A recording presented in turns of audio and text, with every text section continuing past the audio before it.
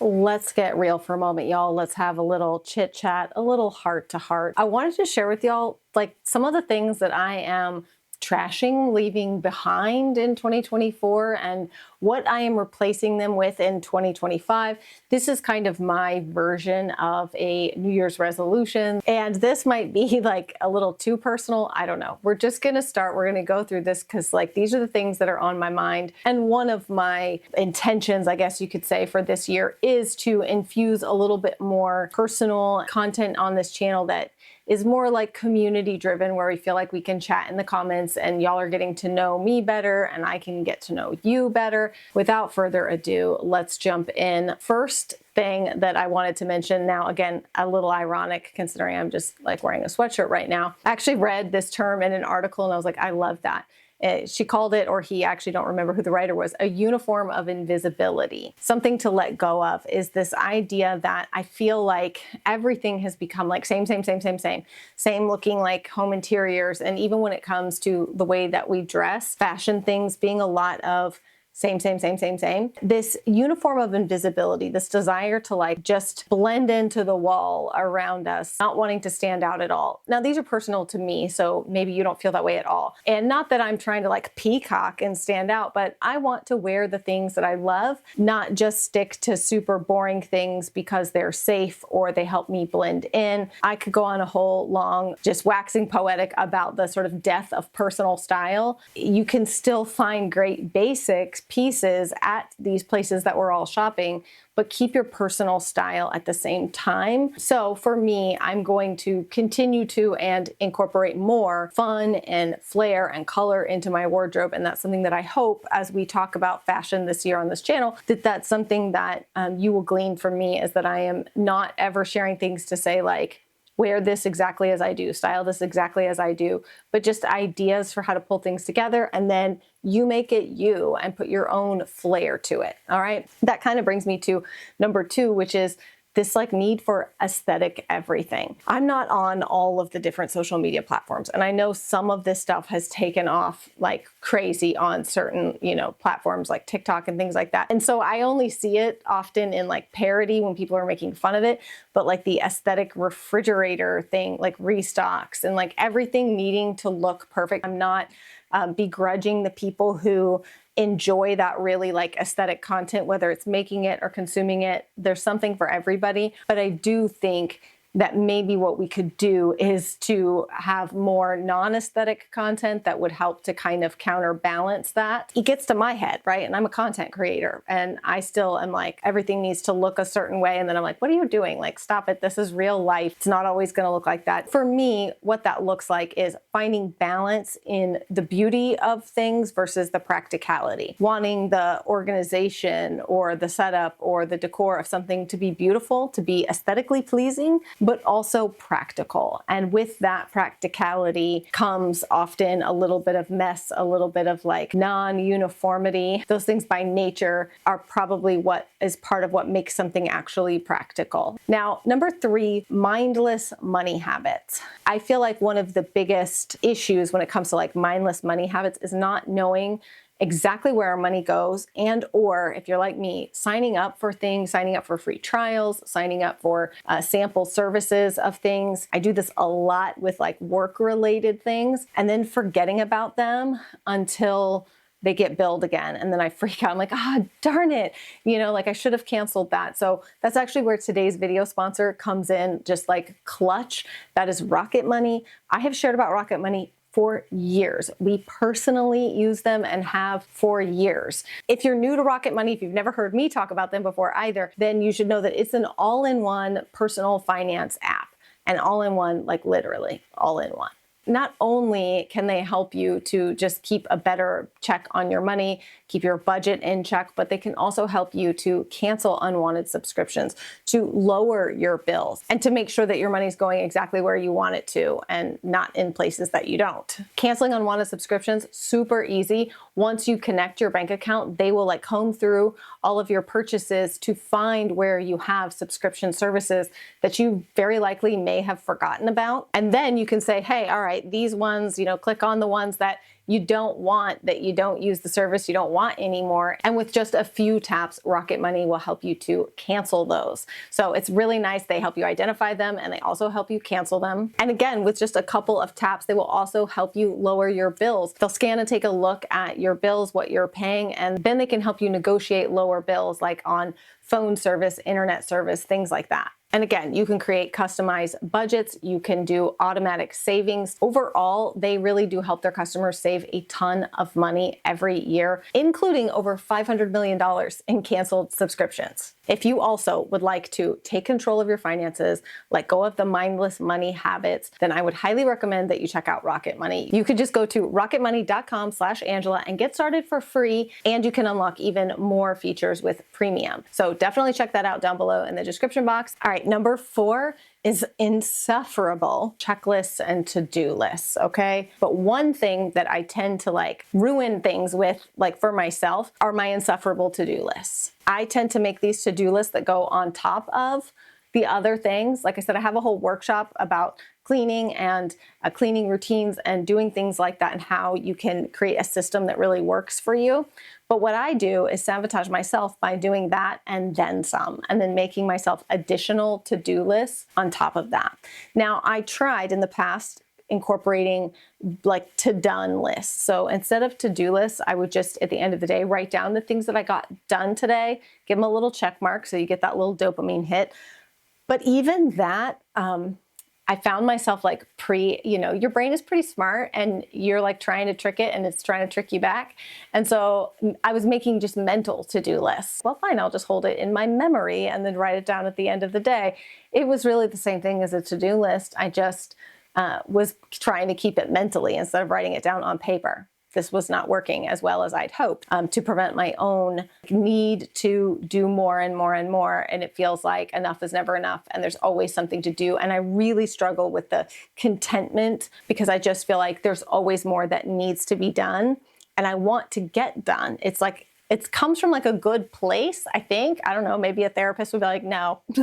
But for me, it feels like it comes from a good place. It also just adds so much stress, I would say, and also lack of ability to just relax, okay? What I'm trying to focus on this year is more to don't do lists. Something that I would encourage you, if you feel like this is resonating with you, here's the kind of pillars that I focus on. I focus on delegation. Especially as moms, we have such a hard time delegating tasks to others. We just, whether if we want to be control freaks about it, I can do it better. Also, it does take a considerable amount of effort to explain to someone else how to do this thing. And we feel I'll just do it myself. But no one else will ever be able to help if we don't stop and take the time to delegate, explain how to do it. If it's a repeated task, especially. Sometimes that's not worth it. I get it for the one-off tasks. But for tasks that are repetitive, it's really important to delegate those and take the time to explain how to do them, show how to do them, maybe follow up, especially when it comes to kids. There's a whole training period when you're teaching them how to do something new that you have to follow up and make sure they've done it correctly. But then it'll get to a point where that's something that's now off your plate. So I think delegation is incredibly important. So is simplification. That's the other pillar, is both simplifying the task, breaking it down to its most basic, important pieces. In combination with that, I would say is minimize, right? So if I'm finding myself at a place where I can't delegate, I can't really simplify it, can I minimize the things that are a part of this task in order to not make it so cumbersome, not make it something I have to do constantly? Think of minimizing things, decluttering things as just literal things that we see in our world around us, our kitchens, our bathrooms, our clothes. But we don't often think about maybe other tasks that we're doing, whether it be work-related things or even personal things. So much of that applies now to personal life because you're likely doing emails with maybe teachers or coaches or people from church. What areas can we minimize? I think for 2025 and every year, honestly, my encouragement for all mothers would be to ask yourself, what can you take off of your plate this year? Not what can you add on, what new habits can you create, stuff. What can you take off of your list this year? Like, what can you take off of your plate, off of your to-do list? What can you say no to? In all of my workshops, one of the first things we do is look at your life situation. What are the circumstances of your life? Like clearing everything off and starting with putting things on again, one at a time, that are most important, because we can just like bog ourselves down in things that we don't even realize are bogging us down until we take them off and we go, that wasn't a have to do. That was a want to do, not a need to do. It was a long-winded way to say like insufferable to-do lists have got to go out the door. I feel like number 5, perfection, is like, it's a little overrated. I feel like everybody says that, like, I don't want to strive for perfection, but and in many ways I don't. I am more of a done is better than perfect kind of person, except for when it comes to certain work-related things. I found that I get away with telling myself that I'm not a perfectionist, okay? I'm not a perfectionist. I'm a done is better than perfect kind of person. Look at how I half-butt these projects, and like leave something unfinished. I'm not a perfectionist. No, it's because I save all of my perfectionism for just a few categories, and I am like intense about it, but I pretend that I'm not because of all these other areas that I'm not a perfectionist in.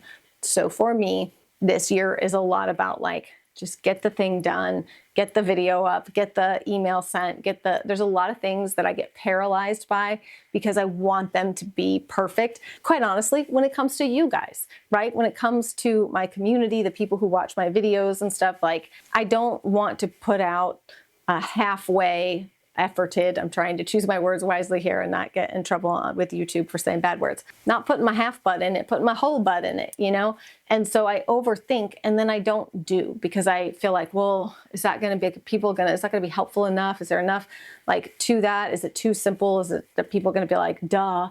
I overthink. As I've always said, perfectionism is often just a mask for insecurity. And that is the truth.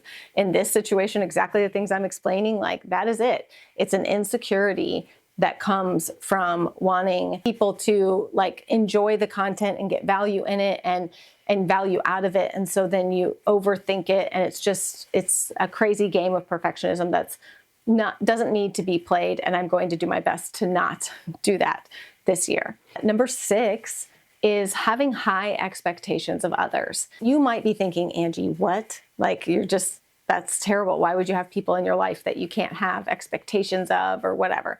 That's really not what I mean. What I mean is that, as I've said a million times, and you'll find in lots of research, that unhappiness, discontent is often born out of unmet expectations. And that's true even in our relationships. When somebody doesn't do the thing we want them to do, live the way we want them to live, be the way we want them to be, relate to us the way we want them to, like, we have these expectations of others that sometimes are completely unfair. And do we always recognize that, right? So then we feel this content or discontent and unhappiness that wouldn't be there if we just lowered our expectations. If we just said, I'm not expecting that out of this person or out of this thing. I'm not expecting this to go super well. I'm sure that this flies in the face of many of the like books and stuff that are written about, high achieving and boss babying and all that kind of stuff. But I don't care. It's the truth. Lowering your expectations of yourself and others is, I think, one of the number one ways to find more happiness and contentment when we stop expecting greatness every day, all the time, out of ourselves and out of everyone. Sometimes okay is a-okay. Number 7 is isolating myself, self-isolation. We're getting very personal here, so I feel like I'm like handing you a lot of my personal feelings and like, please don't squish it. But especially since 2020, we moved during the vid, everything was shut down. And so it was kind of like we isolated ourselves out here on this little farm, which is wonderful and we love it. But also I've come to realize that it's probably not great for my long-term well-being, and that it's hard to pull yourself out of that when you don't feel like there's necessarily anything wrong. You're like it's a self-isolation. I don't feel in my mind like unhappy about it. There's so much to do here. Like my people are here, my animals are here, everything that I want to do and stuff is here. So I don't feel like, oh, I have to leave. But then you realize like, woof, I'm slowly becoming a hermit crab and I need to not do that. Isolating myself is something I'm going to work on this year to get out there more and get back into the world. It's when we feel like something's not broken, then we don't have a desire to fix it. Taking a 30,000 foot view, I'm like, that's probably not good for like the long term of your mental health and stuff. So number 8 is a fear of failure. I know, right? You only fail when you quit. This is something I know to be true, but I tend to kind of, back when we were talking about mindless money, a little bit of like a scarcity mindset. I definitely struggle with that. And I think a lot of it is because I know a lot of really successful people. It's a wonderful thing about, doing this as a job and meeting other people along the way is I've gotten so much help from people. I've been able to help other people, but just when you feel like you're doing really well, you come to find out that like all these other people are like doing way better than you. And all of a sudden, what seemed like you had no problem, you felt great about it, now you feel bad about it. And it's kind of this weird thing that we do to ourselves mentally. I have had to really work on like not comparing myself, my business to other people because it's not a competition. I do not like doing that like competitive thing with other people. It's my absolute like least favorite, will not participate in any of that kind of stuff. I am happy for people when they achieve things, for my friends, for my, peers in my industry and stuff. I'm always happy for them. I just have a tendency to turn that to like, I would get there if I was better, if I worked harder, if I did more. And that's just not really conducive to the work-life balance that I want. So letting go of my fear of failure and just kind of like, what will be, will be. And like woosahing about that kind of stuff is something that I really want to work on this year. Number 9 is one that I put towards the end of the list because I don't want to do it, but I know I have to. And that is to stop procrastinating simple tasks. My friend Dawn actually introduced me to this book called Eat That Frog. I read it probably 2 years ago. I need to read it again. Essentially, the idea was that like if every day you had to eat a frog, wouldn't you just want to like wake up and eat your frog first thing in the morning instead of dreading it all day long? I know it sounds like gross and sick. Like, why are we eating a frog? But the idea is like, if you start your day by doing like the hardest thing on your list, just get it out of the way, then everything else feels like downhill from there. I've attempted to implement that and I've done pretty well most of the time. But when it comes to procrastinating things, I tend to not procrastinate the frog. I procrastinate the tiny little things that are simple tasks, but I don't know. They're simple tasks. I could get them done quickly, but in my head, I make them so much more than they are. So maybe that's just like the whole idea of the frog. I don't know. The point is, I'm going to attempt to not procrastinate the simple tasks, which sometimes for me is like phone calls and things like that, because I don't like it. I don't like it at all. I'm going to work on that. Number 10, which feels like I've kind of contradicted this one already, is oversharing online. It's been such a pendulum swing. We started in the beginning, the online space, YouTube, all of that kind of stuff was so different. And it didn't feel like you were sharing all of your business with the whole world. And then as things changed, and it was kind of like, ooh, so we pulled back a lot of sharing personal things, family things, things like that. And I feel like the internet has continued to like go harder in the paint. Like the more personal, the better. And we see like just some of this like wild stuff that I'm like, why would you share that online? Why would you talk about that online? What are you doing? And so I have really struggled with a good balance, swung the pendulum hard the other way where I pulled back everything.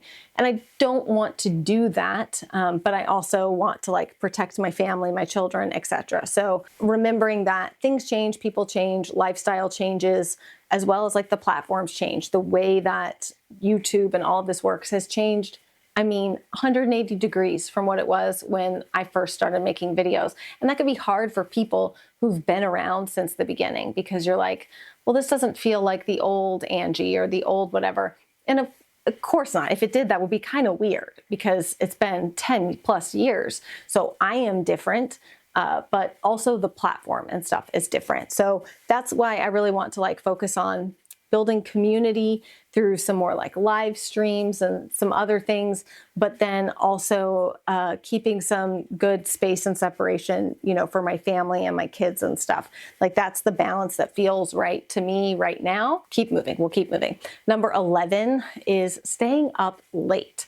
I had gotten so good at having a very regular bedtime, a regular rise time. It's actually one of the most important parts of like building a good sleep cycle, is just to consistently go to bed at the same time and wake up at the same time, regardless of what you have to do. So if it's like, well, I'll just sleep in because I don't know, get up at the same time every day and go to bed at the same time every day. That's like the best thing you can do for your body. And we all know sleep is just so important to all other areas. Letting that be something that we like leave to the back burner and we don't get good sleep is just a terrible idea for our overall health and well-being.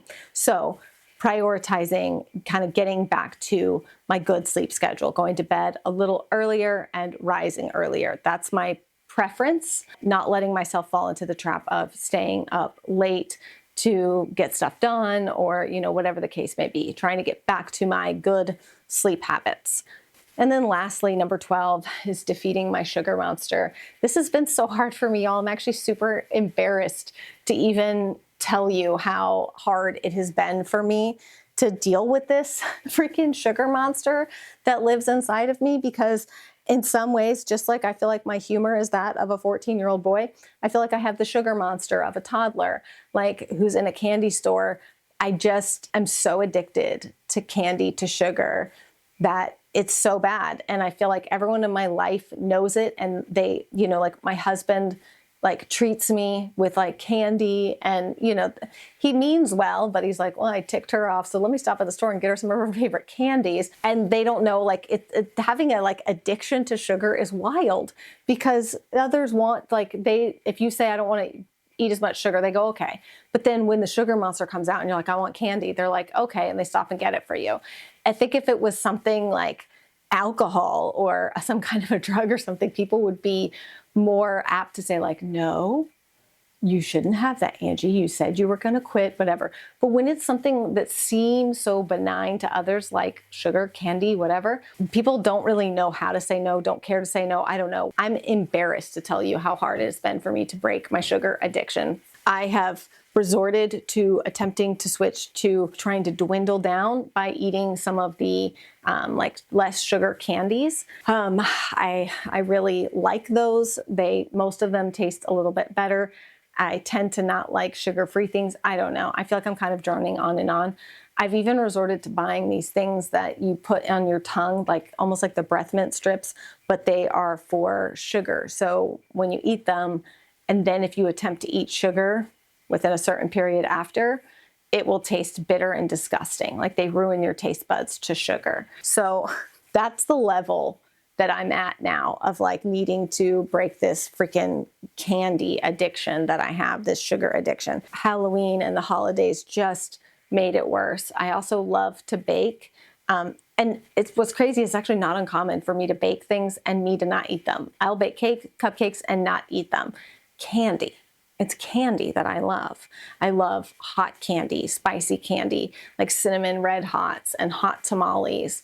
And I do like some sour candy too. I'm not a chocolate. It's like hot spicy candy and sometimes sour candy too. So anyways, it's pretty embarrassing to tell people that, but that is like one of my biggest vices, and something that I really am going to be much more intentional about working on this year and figuring out how to like let go of that. I don't want to be the old lady in the nursing home rocking my reborn baby doll, popping cinnamon red hots. Like, that's assuming I live that long. All right, we've gone dark. Okay, I hope that you've enjoyed this somewhat more personal sit down, sharing some of my own things that I'm letting go of, saying goodbye to from the past, and changes and things that I'm hoping to make and wanting to make and am making in this current year. And don't forget, if you also want to stop with the mindless money habits, or just get better control of your money and have a little bit of help along the way, then definitely check out Rocket Money. They've been a wonderful sponsor here on this channel for many, many years, and I am very appreciative to them, but also to you guys, because when you support the sponsors, that supports me, and I really appreciate it. So definitely check that out, rocketmoney.com/Angela. You can get started for free. I hope you guys are having a wonderful new year, and I will see you again very soon.